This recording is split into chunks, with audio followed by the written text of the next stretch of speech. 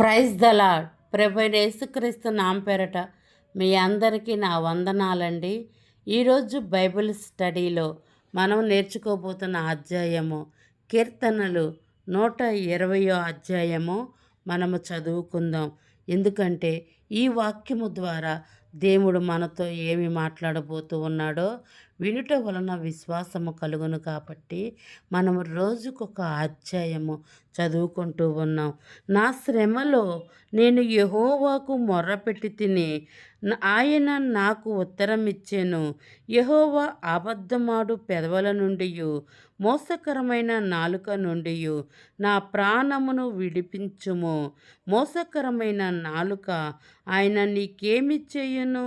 ఇంతకంటే అధికముగా నీకేమి చేయును? తంగేడు నిప్పులతో కూడిన బాణములను, బలాఢ్యుల వాడిగల బాణములను నీ మీద వెయ్యును. అయ్యో, నేను మోషేకులో పరదేశినై ఉన్నాను. కేదారు గుడారముల యొద్ద కాపురమునున్నాను. కలహ ప్రియుని యొద్ద నేను చిరకాలము నివసించిన వాడను. నేను కోరినది సమాధానమే, అయినను మాట నా నోట వచ్చిన తోడనే వారు యుద్ధమునకు సిద్ధమగుదురు. ఈ యొక్క వచనాలు ఇప్పుడు మనం చదువుకొని ఉన్నామన్నమాట.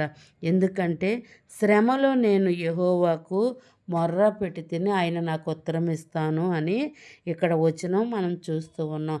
ఇప్పుడు మనము కూడా మనకు కలిగిన ప్రతి శ్రమలో కూడా మనం దేవునికి ప్రార్థన ద్వారా, మన విజ్ఞాపన ధ్వని ద్వారా మనం ఆయనకి అర్పిస్తూ ఉన్నాం. ఆ యొక్క వచనములే ఇక్కడ మనం చూస్తూ ఉన్నాం అన్నమాట. శ్రమలో నేను యెహోవా కంట మొర్రపెట్టితిమి. ఇప్పుడు మనము కూడా నరుణ్ణి నమ్ముట కంటే యెహోవాని ఆశ్రయించుట మేలు అని వాక్యము సెలవిస్తూ ఉంది. అందుకని మనము ఎల్లప్పుడూ కూడా ఆయన మీద మనం సమాధానము కలిగి మనము ప్రార్థించుకోవాలి. ఆయన ఇచ్చు బహుమానము కొరకు, సమాధానము కొరకు మనం ఇప్పుడు ఒక వ్యాధితో ఉన్నామనుకో, ప్రభువా నా పరిస్థితి ఇది నాయన, నన్ను స్వస్థపరచయ్యా, నీవే కదా నన్ను స్వస్థపరిచేది అని మనం మొర్ర పెడతాం. లేదు, మనకి ఏదైనా అవసరత ఉన్నప్పుడు, ఒకవేళ మన పిల్లలు ఏదైనా మారు మనసు లేని స్థితిలో ఉన్నప్పుడు వారి కొరకు కూడా మనం ప్రార్థిస్తూ ఉంటాం. అట్లాగే మన రక్త సంబంధుల కొరకు, మన స్నేహితుల కొరకు, మన ఇరుగు పొరుగు వారి కొరకు కూడా మనం ప్రార్థిస్తూ ఉంటాం. అదే వచనం ఇక్కడ తెలియచేస్తూ ఉందన్నమాట. మనము పరిశుద్ధాత్మతో నింపబడక ఉన్నప్పుడు మనం ఏ విధముగా ఉంటామో కూడా ఇక్కడ ఈ వచనములో మనం చూస్తూ ఉన్నాం. మోసకరమైన నాలుక ఆయన నీకేమి చేయును? ఇంతకంటే అధికముగా నీకేమి చేయను అని మనము ఇదివరకు పరిశుద్ధాత్మ లేనప్పుడు అబద్ధములాడు పెదవులంట, మోసకరమైన నాలుక అంట మన ప్రాణమును విడిపించుము. అంతే కదా, ఈ రోజున మనము ఎన్నో అబద్ధాలు, ఎన్నో ఎదుటి వారి మీద నిందలు, దూషణకరమైన మాటలు మనం మాట్లాడుతూ ఉన్నాం. అదే ఇక్కడ ఈ వచనములో మనం చూస్తూ ఉన్నాం. మోసకరమైన నాలుక నుండి, అబద్ధమాడు పెదవుల నుండి దేవుడు మనల్ని విడిపించును అని. ఇంతకంటే అధికంగా నీకేమి చేయును? తంగేడు నిప్పుతో కూడిన బాణములను, బలాఢ్యుడ అని ప్రతి ఒక్క దానిని కూడా ఇక్కడ దేవుడు వివరిస్తూ ఉన్నాడు. మనము కూడా గతములో ఈ విధముగానే మనం జీవించి ఉన్నాము కదా. అంతేకాకుండా కలహప్రియుని యొద్ద నేను చిరకాలము నివసించువాడను. నేను కోరినది సమాధానమే. ఎల్లప్పుడూ కూడా మనము ఒకరి పట్ల ఒకరము సమాధానము, ప్రేమతో కలిగి మనము జీవించి ఉండాలి.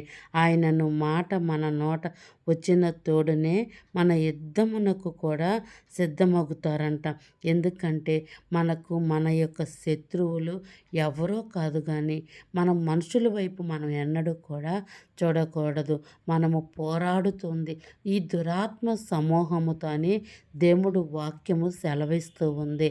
అందుకని ఆ యొక్క మనుషుల్లో ఆ ఆత్మలు ప్రవేశించి అవి మనల్ని బాధ పెడుతూ ఉంటాయి. మనమేమో ఆ మనుషుల ద్వారా మనం బాధపడుతూ ఉన్నాము అని మనం అనుకుంటాం. కానీ దేవుని వాక్యము చెప్తూ ఉంది. నిన్ను వలె నీ సహోదరుని ప్రేమించుము. నిన్ను వలె నీ పొరుగువారిని ప్రేమించుము అని.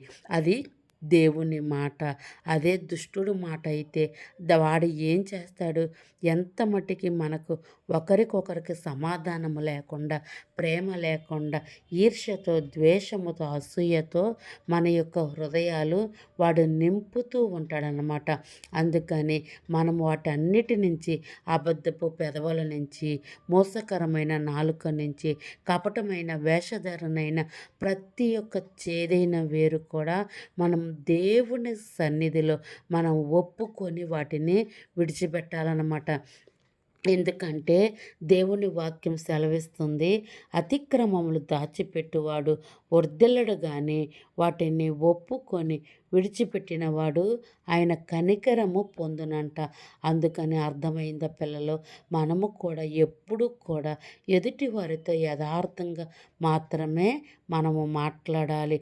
అది ఏమైనప్పటికీ కూడా మనం యథార్థంగా మాట్లాడినప్పుడు కొన్ని రోజులు వారు మనల్ని ద్వేషించినప్పటికీ కూడా రాను రాను వీరైతే ఒక్క అబద్ధము కూడా ఆడరు అన్న నమ్మకము వారికి రావాలి. అంతే ఇక్కడ వచనములో మనం చూస్తూ ఉన్నాం.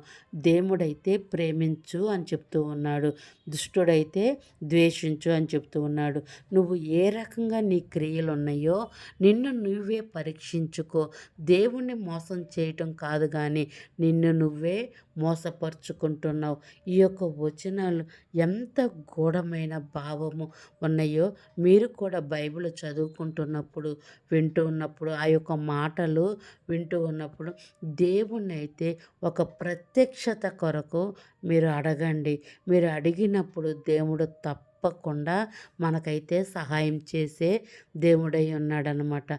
అందుకని మనం ఎల్లప్పుడూ కూడా విసగక నిత్యము కూడా ప్రార్థించుకొని ఆయన కృప కొరకు మనం వేడుకుంటూ ఆయనకి నమ్మకమైన జీవితం మనం జీవించి ఆ యొక్క బహుమానము మనం పొందుకుందాం. ఈ అల్పకాల పాపభోగముల వైపు మనము చూసి మన వలె ఇతరులను నిందించి దూషించు దేవుడి దృష్టిలో చెడ్డగా మనం జీవించుట కంటే ఒకరు ఒక మాట మనల్ని అనినప్పుడైనా కానీ నీవు మౌనంగా ఉన్నప్పుడు అక్కడ ఏ సమస్య కూడా రాదు. అనుకుంటే అనుకోని అని నువ్వు వదిలివేసినప్పుడు అక్కడ ఒక ఏ ప్రళయము కూడా రాదన్నమాట.